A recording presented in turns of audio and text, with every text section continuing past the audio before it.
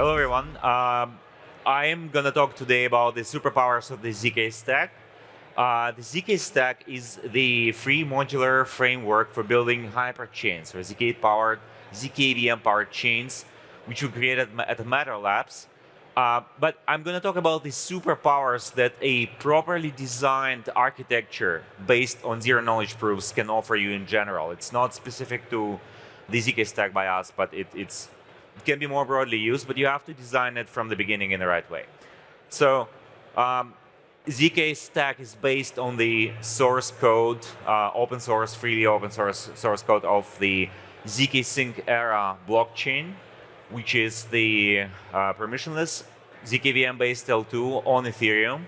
And it's currently the most widely used, the most actively used L2 on Ethereum. So we're above Arbitrum, Optimism, like we're actually doing more transactions combined per month than all the optimistic rollups together. We have a very significant fraction of the daily active users, like I think 46% right now from all the L2s. We're third by TVL. So it's a very properly battle-tested framework.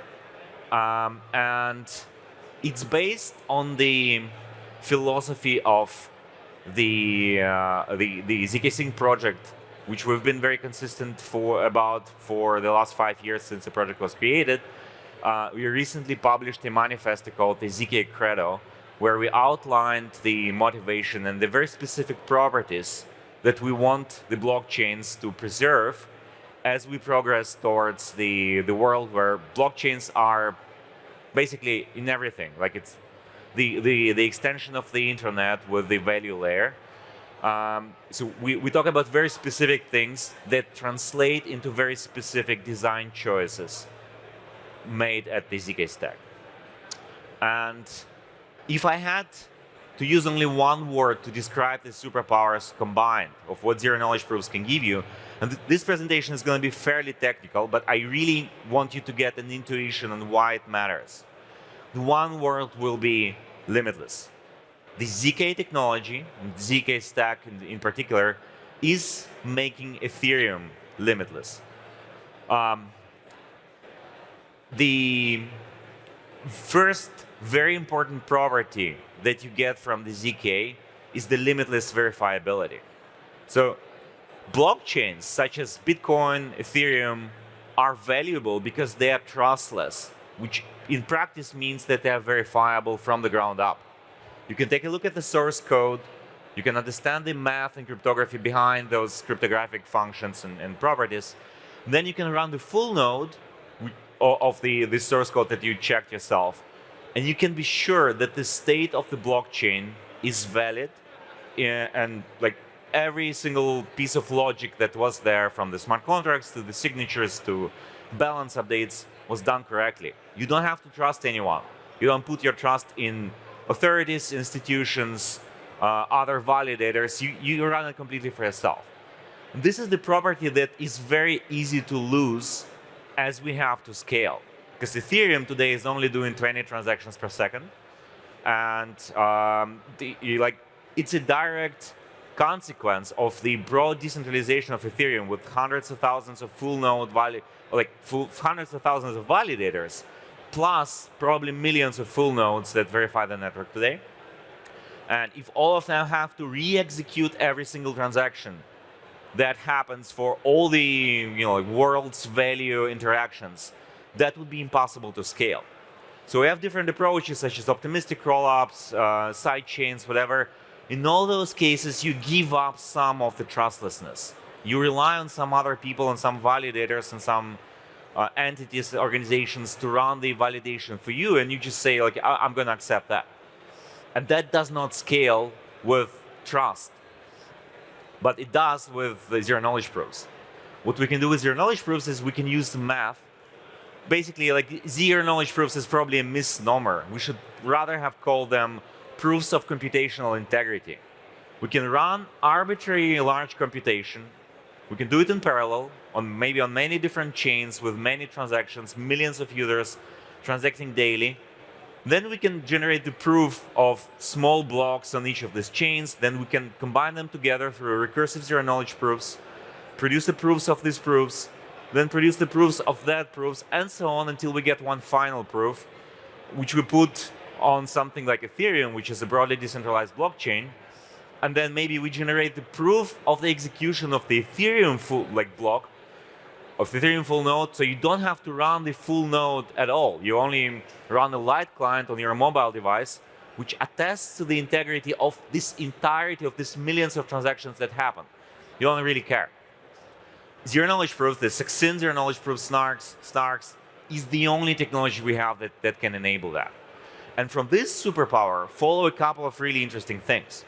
So the next thing I'm going to talk about is the limitless data, because on Ethereum, if we are speaking about growing, like building the foundation of the world's internet of value, we have to be able to scale like the internet, and that means we should be able to add more users, more transactions. Like there should be no inherent cap.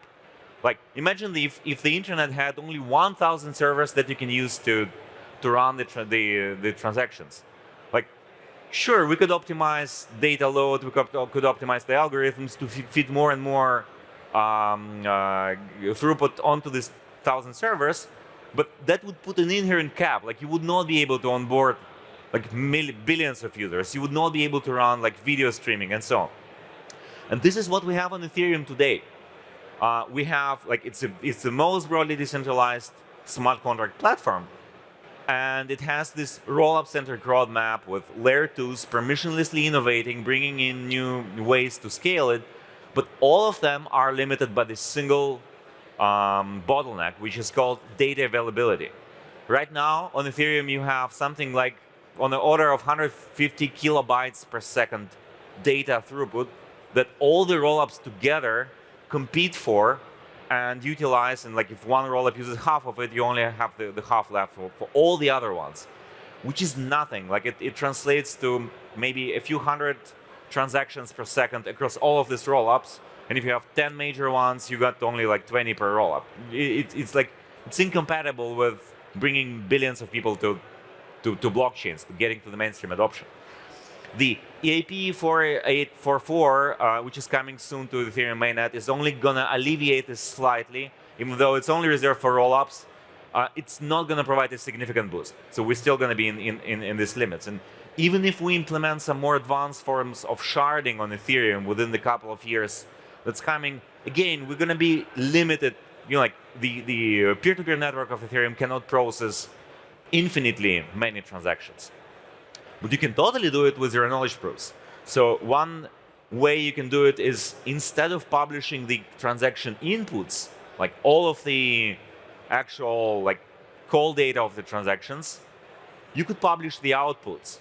And this enables you to compress the data and use it much more efficiently. Similarly to how like one truck can carry one container, but the train can carry like a flexible, stretchable amount of containers with transaction outputs, and we call them the state delta, or the state diffs. You can do, let's say, 1,000 Oracle transactions, and then since they all write in the same data storage slot, you will only publish one single update at the end of this batch or big block. And so you compress it super linearly. Like you can do hundreds, thousands of transactions of certain type, and you only pay a fixed cost. So amortized per transaction, it's going to be very, very, very cheap, and you can do them a lot more frequently. And this enables things such as fast oracles, like Oracle updates every second, and all the subsequent arbitrage transactions following these Oracle updates can be also very efficient, making the entire DeFi protocols very efficient. Then it enables practical privacy, because privacy is very data consuming. In order to run private transactions, like anything that touches privacy, again, zero-knowledge proofs is the only technology we have today. And so you have to publish the zero-knowledge proofs on your blockchain and verify them. This verification could be pretty efficient on all rollups. But if you have to publish the data for the inputs of these transactions, you're quickly going to consume all of the Ethereum block data. Because the zero-knowledge proofs are large. They are at least 1 kilobyte large. With the state delta approach, which zkSync, zkStack embraces, you don't have to publish that. You only verify the proof, you discard the input data, and you publish the results, making transactions that preserve privacy essentially as cheap as normal transactions, like blurring the line. And finally, you can do things like native account abstraction, which zkSync is also supporting, also as cheap as normal transactions. Because account abstraction requires you to publish some significant non-trivial amounts of data for biometric signatures that maybe you're using your mobile phone to sign it, and not like crypto-native wallets, or specific pre and post conditions that provide more security for your transactions. So all of that requires a lot of data, and it's going to be cheaper on the zk stack. But that's not what gives you the limitless ability to process more data. The real benefit you get from the zero-knowledge proofs is that you can extend the data availability from the throughput of Ethereum to beyond that, using external off-chain data availability techniques. You can do like private chains with enterprise data availability committees. You can use decentralized data availability systems like zk Porter, and you can combine it seamlessly with the rollup with Ethereum data availability, building a system like what we call volition. zk Porter is the zk stacks architecture for implementing volition. And all of these accounts can interact seamlessly with each other. All of them, every single transaction is verified by Ethereum full nodes and mathematically guaranteed to be correct by using zero-knowledge proofs. The rollup accounts use 100% secured by Ethereum data availability, so they are as secure as Ethereum, given that there are no bugs in the protocol implementation. The extended data availability has slightly less security guarantees, but we still cannot mess with the data or with the validity of this data. And this gives you basically infinitely many users. You can just extend it with more and more data capacities as you need, and the transactions are going to be very cheap, and they are fundamentally limitless, right? There is no cap on how many users and transactions you can process. And it gives you privacy out of the box without changing the protocols. You can stay in the zk EVM compatible paradigm, and have private enterprises, banks, companies, or even DAOs run these privately secured chains out of the box very easily. And this brings us to the third very important property that the zero-knowledge proofs give you. That is the ability to trust other systems, machine to machine, without relying on human or like validating intermediaries. Because if you have a chain that uses zero-knowledge proofs for validity, and you have some other chain that uses exactly the same circuits, exactly the same protocol, then any message that comes from that chain can be verified trustlessly. You can trust it as much as you trust your own code. And if both chains settle on Ethereum or on some other layer 1, you have access, like you have the shared finality, shared settlement, so you can tap into the data or storage of the other chain, and this basically enables direct access to users and liquidity of that chain. And here's why it matters. The future is multi-chain. I think we're like, by far, it's a broad consensus that we cannot run all of the world's value transactions on a single monolithic system. It doesn't matter how powerful, how much throughput you have on the system. It could be something like Solana with, I don't know, thousands of TPS. It could be something even more centralized with like really high throughput. It's going to be inherently limited, and we need limitless system for the Internet of Value. So with multiple chains, some of them are going to be general purpose. You can think of an analogy of like a blockchain as a city. Like Singapore, Hong Kong, New York would be general purpose cities, right? You can live there, you can have businesses, you can go to work, have some entertainment. Other blockchains are going to be application specific. So they, you can think of some exchange like DYDX or like Uniswap specific chain, or something for a social media platform that requires its own chain. They are more like, like Disneyland, like a special city which is dedicated to a certain purpose, where you don't have residents, you only have visitors. Maybe some of these visitors come there for a long period of time. So you fly to Hong Kong, to Disneyland, you spend an entire day there or a couple of days, and then you fly back, right? So like, since you spend a lot of time there, you can afford this expensive travel cost there and back. But there are other application-specific use cases like a shopping mall, which would be, like you would probably not fly to a shopping mall. You need it to be much closer and much closer proximity to the place where your user residents reside. And we actually have these properties with different blockchains. We have different degrees of proximity. So think of rollups on Ethereum. We can always bridge from one rollup to another through layer 1, fully trustlessly. It's going to cost you a little bit more than a rollup transaction because you have to go through layer 1, but at least you don't have to trust other validators, trust some bridges. And we know that bridges are prone to a lot of hacks. We've seen like billions of dollars being hacked because of the essentially multi-sig nature of those bridges. You don't rely on cryptography, you rely on some people, and people can be corrupt. And you don't want that. This defies the purpose of why we will build blockchains.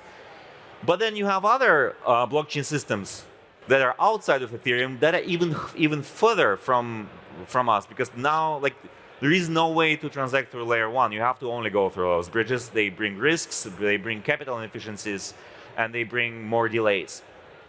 So what if we could connect rollups together even more seamlessly, where you can send a message from any address on the rollup to any other address, just like you send an email from any, I can send it from alex@matterlabs.com to yourname@gmail.com. You don't care what the domains are. You don't care about the cost. The cost is always O of 1, just one click and you send it. And it's cryptographically authenticated. So you can check the signature, the encryption, and you know that you're talking to the right person. And we actually can build that with zero-knowledge proofs. This architecture is called the hyperbridges. And this is the key. To me, it's the most important property of the ZK stack. The ability to connect, to get plugged into a network of these hyperchains, where you have basically direct, native, seamless access to all of the other hyperchains, sending liquidity in just a few seconds, with the finality of zero-knowledge proofs, achieving now basically at some point we'll get to sub-second finality. Not yet, now it takes a few minutes, but it's probably okay. But it requires zero capital, it requires zero trust, because you only trust math, irrespective of who runs all those other chains. And it is limitless. It can grow as you need, as your demand from the users goes. And yeah, let's go limitless together. I hope you now have more appreciation for the ZK technology, and check out the ZK stack for more. Thank you.